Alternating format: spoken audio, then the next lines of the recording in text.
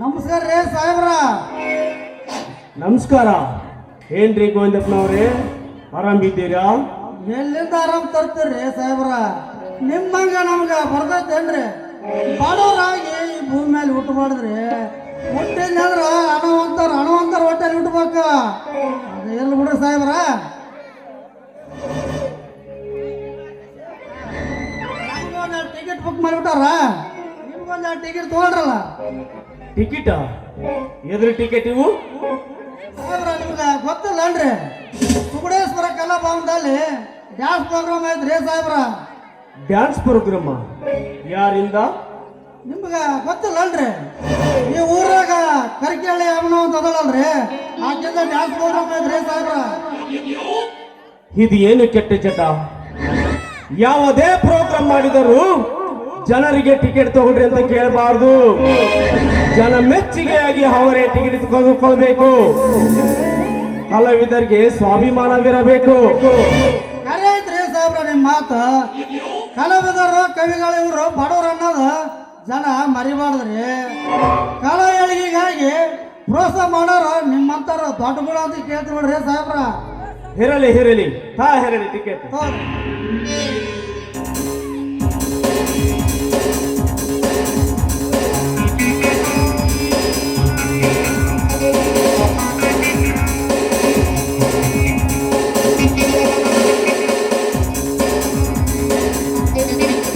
ಸಾಹೇಬ್ರ ನಾ ಇನ್ನು ಬರ್ತೀನಿ.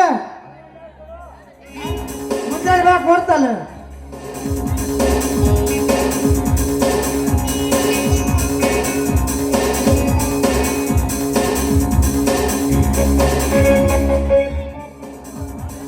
ರೂಪದ ನೃತ್ಯ ನೋಡಬೇಕೆ ಹಂಬಲ ಬಹುದಿನಗಳಿಂದಲೂ ಕಾಡುತ್ತಿತ್ತು. ಇಂದು ಕಲಾಭವನದಲ್ಲಿ ನೋಡುವುದಕ್ಕಿಂತ ಮುಂಚೆ ಅವಳ ಮನೆಯಲ್ಲಿಯೇ ನಾಟ್ಯಮ್ಮ ಯೂರಿಯಂತೆ ಕುಣಿಸಿವೆ. ಏಕೆಂದರೆ ಇವತ್ತೇ ರಾತ್ರಿ ನಾನು ಮದ್ರಾಸ್ಗೆ ಹೋಗಬೇಕಾಗಿದೆ. ರೂಪ ನನ್ನ ಬಯಕೆ ಈಡೇರಿಸಬಹುದು. ಇಂದು ಪರಿಚಯ ಮಾಡಲೇಬೇಕು.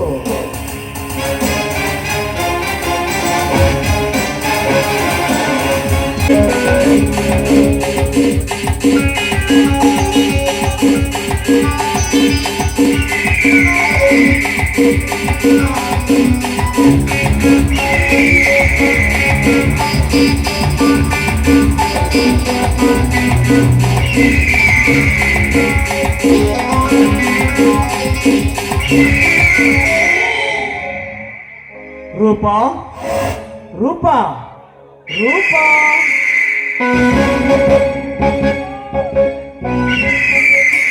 ನೀವಾ ಬನ್ನಿ ಕುಡ್ಕೊಳ್ಳಿ. ಇರಲಿ, ಪರವಾಗಿಲ್ಲ. ಮನೆಯಲ್ಲಿ ಯಾರಾದರೂ ಇದ್ದಾರೆ? ಮನೆಯಲ್ಲಿ ಯಾರೂ ಇಲ್ಲ, ಎಲ್ಲರೂ ಕಲಾಭವನಿಗೆ ಹೋಗಿದ್ದಾರೆ. ಇನ್ನೊಂದು ವಿಷಯನ್ನು ನಾನು ನಿಮಗೆ ಹೇಳೋದೇ ಮರೆತು, ಇನ್ನೊಂದು ಗಂಟೆಯಲ್ಲಿ ನನ್ನ ಡ್ಯಾನ್ಸ್ ಪ್ರೋಗ್ರಾಮ್ ಇದೆ. 1 ಗಂಟೆಯಲ್ಲಿ ನನಗೆ ಕಾರು ಕೂಡ ಬರುತ್ತೆ. ಆದ್ರೆ ಮುಂಚಿತವಾಗಿ ನಾನು ನಿಮ್ಗೆ ಹೇಳಿಲ್ಲ ಅಂತ ಬೇಜಾರು ಮಾಡ್ಕೋಬೇಡಿ. ರೂಪಾ, ಎಂದಾದರೂ ನಿನ್ನ ಮೇಲೆ ಕೋಪಿಸಿಕೊಂಡಿರುವೆನೆ? ನೀ ಎಲ್ಲೇ ಇರು, ಹೇಗೆ ಇರು, ಏನೇ ಮಾಡುತ್ತಿರು, ಪ್ರತಿ ಕ್ಷಣಕ್ಕೂ ನಿನ್ನ ಬಗ್ಗೆ ಕಾಳಜಿ ವಹಿಸ್ತೇನೆ ಇರ್ತೀನಿ. ನೀನು ನನಗೆ ಹೇಳದಿದ್ದರೂ ಪರವಾಗಿಲ್ಲ, ವಿಷಯ ತಿಳಿತು ನಿನ್ನ ಮೀಟ್ ಮಾಡೋಣ ಅಂತ ಬಂದೆ. ಹಾಗಾದ್ರೆ ಬನ್ನಿ ಕುಡ್ಕೊಳ್ಳಿ. ಕಾಫಿ ಕುಡಿಯೋಣಂತ ಇಲ್ಲಿಗೆ ಬರಲಿಲ್ಲ, ನಿನ್ನ ನೋಡಿಕೊಂಡು ಹೋಗೋಣ ಅಂತ ಬಂದೆ. ಸಮಯ ನನಗೂ ಇನ್ನು 1 ಗಂಟೆ ಲೇಟ್ ಇದೆ. ನಾನು ಮದ್ರಾಸ್ಗೆ ಹೋಗಬೇಕಾಗಿದೆ. ಹಾಗಾದ್ರೆ ನೀವು ನನ್ನ ಡ್ಯಾನ್ಸ್ ಪ್ರೋಗ್ರಾಮು ನೋಡಿದಿಲ್ವಾ? ನೋಡಿಕೊಂಡು ಹೋಗಬಹುದು, ನೀನು ಮನಸ್ಸು ಮಾಡಿದರೆ. ನಾನು ಮನಸ್ಸು ಮಾಡಿದ್ರೆ ಏನ್ ಮಾಡ್ಬೇಕಂತ ಹೇಳಿ. ಈ ನಲ್ಲ ನಿನಗೆ ಬೇಕಾದರೆ ನನ್ನಗಾಗಿ ಸ್ಥಳದಲ್ಲಿಯೇ ಏಕೆ ನೃತ್ಯ ಮಾಡಬಾರದು? ಅಯ್ಯೋ, ಏನ್ ಮಾತಾಡ್ತಾ ಇದ್ದೀರಾ ನೀವು? ನೋಡಿ, ನಾನು ಹಾಗೆ ಮಾಡಿದರೆ ನೋಡಿದವರು ನಕ್ಕಾರು. ವಿಚಾರ ಮಾಡಿ. ನಗುವ ಸಮಾಜ ಕಂಡು ನಾವು ನಾಚಿದರೆ ಈ ನರ ಮಾನವರಲ್ಲಿ ಬಾಳುವುದು ಬಹಳ ಕಷ್ಟ. ನನ್ನನ್ನು ನಗಿಸಿ ನೀನು ನಕ್ಕರೆ ಅದೇ ಹಾಲು ಸಕ್ಕರೆ. ಈ ಸಮಾಜದಲ್ಲಿ ನಿಮ್ಮನ್ನ ಕಳೆದುಕೊಂಡು ಬಾಳುವಂತ ಶಕ್ತಿ ನನಗಿಲ್ಲ ರೀ. ನೀವು ಹೇಳಿದಾಗೆ ಆಗ್ಲಿ. ಸಂತೋಷನಾ? ನಾನು ಹಾಡಬಹುದೇ? ನನ್ನ ಜೊತೆ ನೀವು ಹಾಡಿ, ನಿಮ್ಮ ಜೊತೆ ನಾನು ಹಾಡಿ.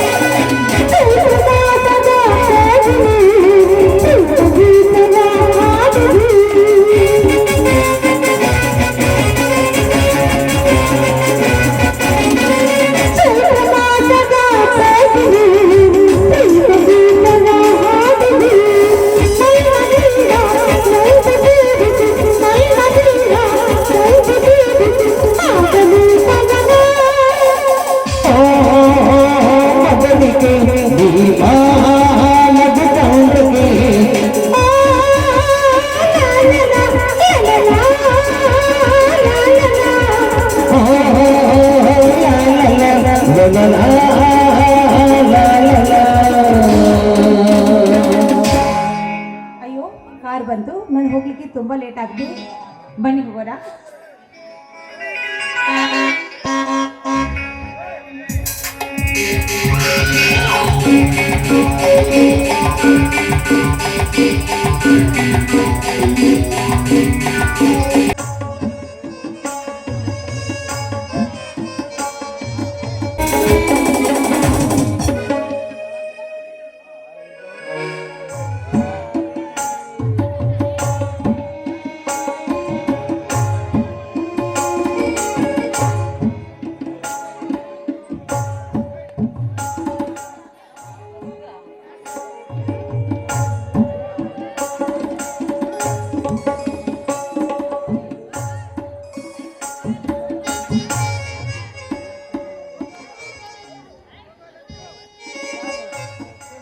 ಏನಮ್ಮ ಭಾರತಿ, ಇಂದು ಎಷ್ಟು ಬೇಗನೆ ಎದ್ದು ದೇವರ ಪೂಜೆ ಮಾಡ್ತೀರಿಯಲ್ಲ, ಏನಮ್ಮ ವಿಶೇಷ?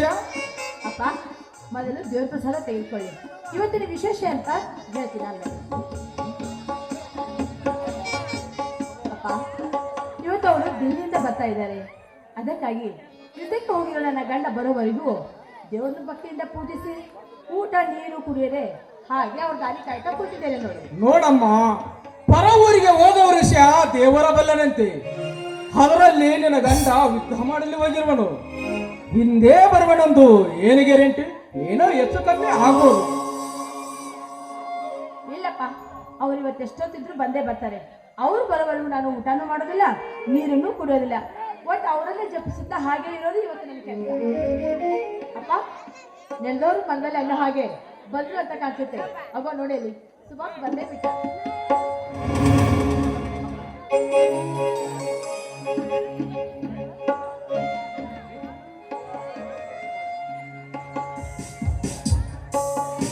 ಬನ್ನಿ ಸುಭಾಷ್. ನೋಡಿ, ನಿಮ್ಮನ್ನೇ ನೆನೆಸುತ್ತಾ ದೇವ್ರ ಪೂಜೆ ಮಾಡ್ತಾ ಇದ್ದೆ. ಅಷ್ಟರಲ್ಲಿ ನೀವೇ ಬಂದ್ಬಿಟ್ಟಿದ್ದೀರಾ. ತಿಳ್ಕೊಳ್ಳಿ, ದೇವ್ರ ಪ್ರಸಾದ ಬನ್ನಿ.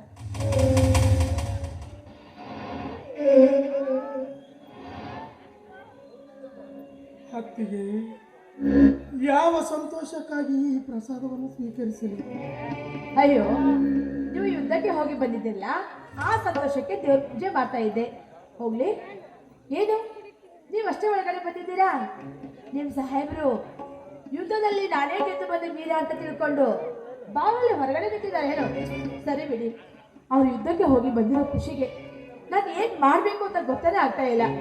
ಅಂದ್ರೆ ನಾನು ಹೇಳ್ತೀನಿ ಬಂದು ಆರತಿ ಎತ್ತಿ ಒಳಗಡೆ ಕರ್ಕೊಂಡು ಹೋಗ್ಬೇಕನ್ನೋ ಹಠ ಇದೇನೋ ಅವರಿಗೆ. ಸರಿ, ನಿಮ್ಮ ಮೊದಲು ಪ್ರಸಾದ ಸ್ವೀಕರಿಸಿ, ನಾನೇ ಹೋಗಿ ಆರತಿ ಮಾಡಿ ನಮ್ಮ ಸಾಹೇಬರನ್ನ ಕರ್ಕೊಂಡು ಬರ್ತೀನಿ.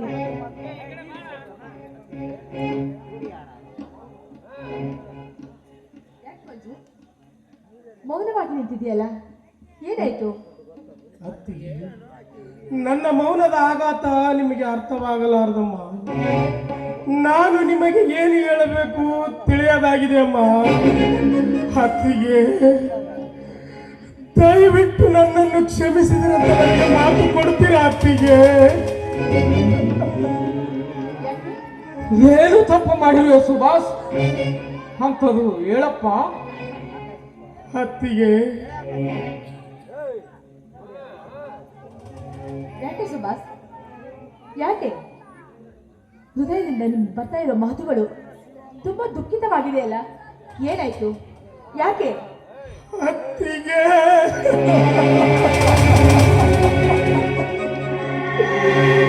ನೀವು ಎಷ್ಟೇ ಕನಿಕರದಿಂದ ಹೇಳಿದರು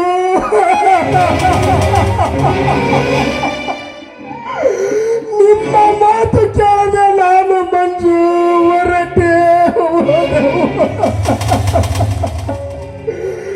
ನಾನು ನಿಮಗೆ ಏನು ಹೇಳಬೇಕು ತಿಳಿಯಲಾಗಿದೆ ಅಮ್ಮ. ಯಾಕೆ ಸುಭಾಷ್, ಏನಾಯ್ತು? ಅತ್ತಿಗೆ, ಎಲ್ಲವನ್ನು ತೊರೆದು ದೇಶ ಪ್ರೇಮದಲ್ಲಿ ಮಗ್ನನಾಗಿ ಯುದ್ಧ ಮಾಡುವಾಗ ಮಂಜು ಮಂಜು ಮಂಜು ವೈರಿಗಳ ಗುಂಡೇಟಿಗೆ ಬಲಿಯಾಗಿ ವೀರಮರಣ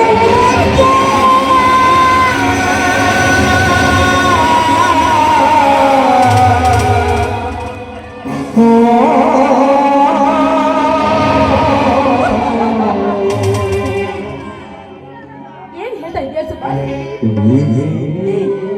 ಈ ಮಾತು ನೀವ್ ಹೇಳ್ತಾ ಇದ್ದೀರಾ?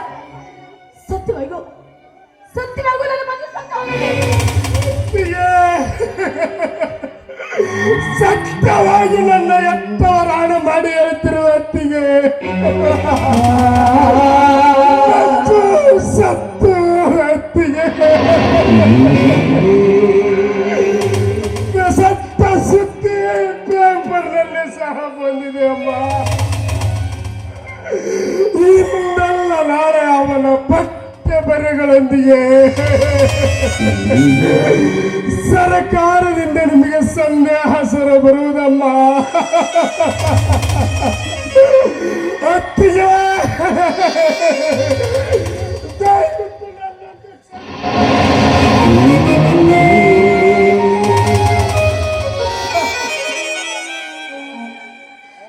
ಇಲ್ಲ,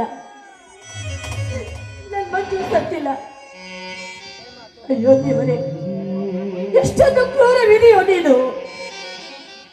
ಕಟ್ಟಿಕೊಂಡ ಹೆಂಡತಿ ಮುಖ ನೋಡಲು ಬರ್ತಾ ಇರೋ ನನ್ನ ಪತಿ ದೇವರನ್ನು ನಿನ್ನ ಹತ್ರ ಕಳಿಸ್ಕೊಂಡ್ಬಿಟ್ಟಲ್ಲ. ಎಷ್ಟೊಂದು ಕಠಿಣವಾಗಿದೆಯೋ ನೀನು. ಇಲ್ಲ ಇಲ್ಲ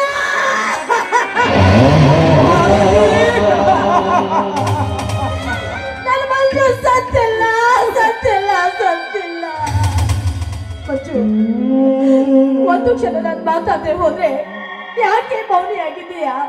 ನನ್ನ ಮೇಲೆ ಕೋಪನ ಅಂತ ಕೇಳ್ತಾ ಇದ್ದಲ್ರಿ. ಬನ್ನಿ, ಇವತ್ತು ನಾನು ಬರೀ ಹೆಸರುಗೊಂಡು ಕೂಗ್ತಾ ಇದ್ದೀನಿ. ನನ್ನ ಗಂಡ ಬೇಕು ಅಂತ ಚೀರಾಡ್ತಾ ಇದ್ದೀನಿ. ಮಾಮಾಜಿ ಅಂತ ಬಾಯಿ ತುಂಬ ಕರೀತಾ ಇದ್ದೀನಿ. ಬನ್ನಿ ಮಂಜು, ಬನ್ನಿ. ಶಾಂತಳಾಗಮ್ಮ, ಶಾಂತಳಾಗು. ನಿನ್ನ ದೈವದಲ್ಲಿ ನೀನು ಇಷ್ಟೇ ಪಡೆದುಕೊಂಡು ಬಂದಿದ್ದೀಯ ಎಂದು ಧೈರ್ಯ ತಂದುಕೊಳ್ಳಮ್ಮ. ಸಮಾಧಾನ. ಸತ್ತು ಸ್ವರ್ಗ ಸೇರಿದ ನಿನ್ನ ಗಂಡನ ಆತ್ಮಕ್ಕೆ ಶಾಂತಿ ಸಿಗಬೇಕಾದರೆ ನೀನು ಶಾಂತಳಾಗಬೇಕು ಭಾರತಿ, ಶಾಂತಳಾಗಬೇಕು. ಅಪ್ಪಾಜಿ, ಯಾವ ವಿಚಾರಕ್ಕೆ ಶಾಂತಳಾಗಬೇಕು? ಯಾವ ವಿಚಾರಕ್ಕೆ ನಾನು ಸಮಾಧಾನ ಮಾಡ್ಕೋಬೇಕು? ಅಪ್ಪ, ಸಾವು ಅವರಿಗಾಗಲಿಲ್ಲಪ್ಪ. ಜೀವಂತ ಶಿಲ್ಪಿ ಆಗಿರೋ ನನಗೆ ಸಾವಾಗಿದೆ ಅಪ್ಪ, ನನಗೆ ಸಾವಾಗಿದೆ. ಕ್ರೂರ ವಿಧಿ, ಈಗಲಾದ್ರೂ ಸಮಾಧಾನ ಆಯ್ತೇನೋ ನಿನ್ನ ಮನಸ್ಸಿಗೆ? ಚಿಕ್ಕ ವಯಸ್ಸಲ್ಲಿ ತಾಯಿಯನ್ನು ಕಳೆದುಕೊಂಡು ತಂದೆ ಆಶ್ರಯಲ್ಲಿ ಬೆಳೆದು ನನ್ನ ಮಾಮರನ್ನು ಕಟ್ಟಿಕೊಂಡು 10 ಮಕ್ಕಳನ್ನು ಹೆತ್ತು ಮನೆ ತುಂಬ ಸಂತೋಷದಿಂದ ಇರಬೇಕು ನನ್ನ ಕನಸನ್ನು ನುಚ್ಚನೂರು ಮಾಡಿದೆ ಅಲ್ಲ. ಈಗಲಾದ್ರೂ ಸಮಾಧಾನವಾಯ್ತೇನೆ ನಿನ್ನ ಮನಸ್ಸಿಗೆ? ಅದಾವ ಜನ್ಮದಲ್ಲಿ ಅದಾವ ಕರ್ಮ ಮಾಡಿದ್ದೇನೆ ಅಂತ ನನಗೆ ಶಿಕ್ಷೆ ಕೊಟ್ಟೆ.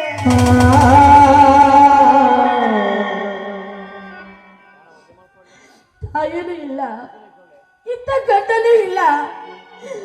ಯಾವ ಪಾಪದ ಕೆಲಸ ಮಾಡಿದೆ ಅಂತ ನನಗೆ ಪಾಪದ ಕಿರೀಟವನ್ನು ಕೊಟ್ಟೆ.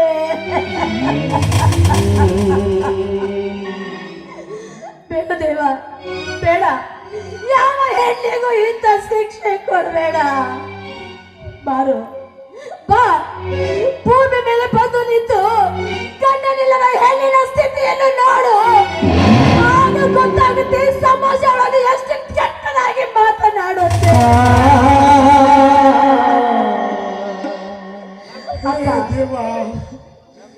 ಜಯಸಾಗರ, ಎಂತ ಕರಾಳ ದಿನ ತಂದಿಟ್ಟೆಲ್ಲಪ್ಪ. ನಮ್ಮಂತ ವೀರ ಯೋಧರ ಬಾಳಲ್ಲಿ ಎಂತ ಕರಾಳ ದಿನ ತಂದೆಯಪ್ಪ. ನನ್ನ ಸ್ನೇಹಿತನ ಮಂಜುವಿನ ಬದಲು ನನ್ನ ಪ್ರಾಣವನ್ನು ತೆಗೆದುಕೊಂಡಿದ್ದರೆ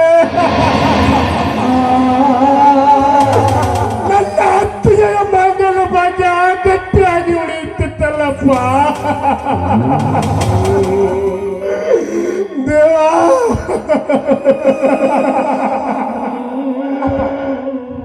ನೋಡಪ್ಪ, ನೋಡು ನಿನ್ನ ಮಗಳನ್ನು ಕೊನೆಯ ಸಾರಿ ಇಷ್ಟೊಂದು ಶೃಂಗಾರ ಭರಿತಳಾಗಿ ನಿಂತಿರೋದನ್ನ ಕರ್ತುಂಬ ನೋಡಪ್ಪ, ಕರ್ತುಂಬ ನೋಡು. ಅಪ್ಪ, ಯಾವುದೇ ಒಂದು ಮನೆಗೆ ಹೋದ್ರು ಕುಂಕುಮವನ್ನು ಕೊಟ್ಟು ಸಾಯವರೆಗೂ ಮುತ್ತೈದೆಯಾಗಿ ಸುಮಂಗಲೆಯಾಗಿರು ಅಂತ ಹೇಳಿ ಈ ಕುಂಕುಮ ನನ್ನದಲ್ಲಪ್ಪ. ಮಗಳೇ,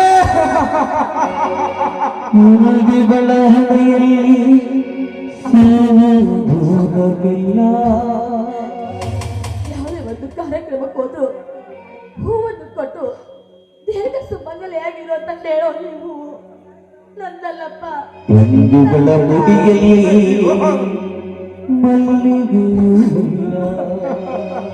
ಹಸಿರು ತೋರಣ ಕಟ್ಟರ ಮನೆಗೆ ಹಸಿರು ಬೆಳೆಗಳನ್ನು ಹಾಕಿಕೊಂಡು ಮುತ್ತೈದೆಯಾಗಿರೋ ಅಂತ ಹೇಳೋ ಈ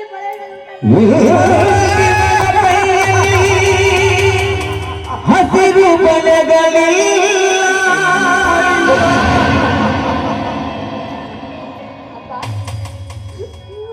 ಸಪ್ತಪದಿ ತುಳಿದು 7 ಹೆಜ್ಜೆಗಳನ್ನಿಟ್ಟು ಜೀವನ ದುಃಖಲಿನ ಜೊತೆಗಾರನಾಗಿರ್ತೀನಿ ಅಂತ ಹೇಳಿ ಕೊಟ್ಟಿರೋ ಈ ಮಾಂಗಲ್ಯ ಕೂಡ ನನ್ನದಲ್ಲಪ್ಪ.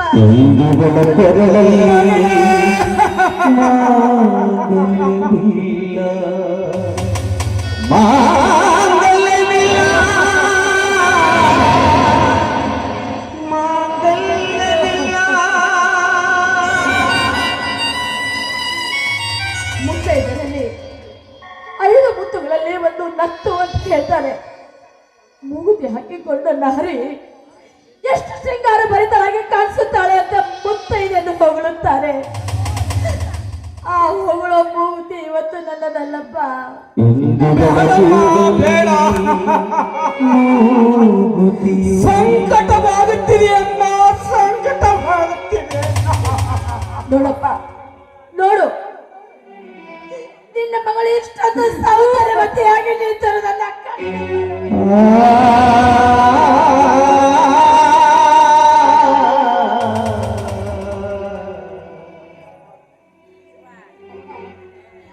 ಇದು ಚಿಕ್ಕ ವಯಸ್ಸಿಗೆ ಆ ದೇವರು ನನಗೆ ಇಷ್ಟೊಂದು ಮೋಸ ಮಾಡ್ತಾರೆ ಅಂತ ನಾನು ಕಲಿಸಿರ್ಲಿಲ್ಲ, ಭಾವಿಸಿರ್ಲಿಲ್ಲ.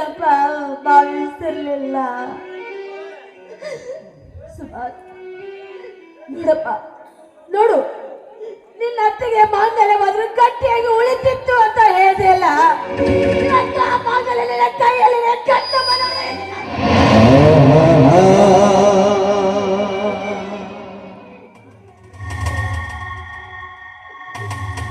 ದೇವರು ಹೊಸದ ಪ್ರೇಮದ ದಾರ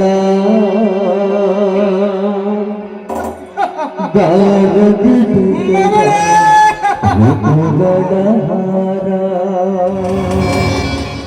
ಋತುಗಳ ಜೊತೆಗೆ ಪ್ರೇಮದ ಪಯಣ ಮುಗಿಯದು ಮುತ್ತಿನ ಹಾರದ ಕವನ. ದೇವರು ಹೊಸದ ಪ್ರೇಮದ ದಾರ ದಾರದಿ ಬೆಸೆದ ಋತುಗಳ ಭಾರ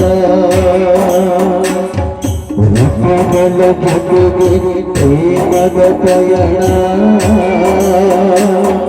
ಮುಗಿಯದು ಮುತ್ತಿನ ಹಾರದ ಕವನ.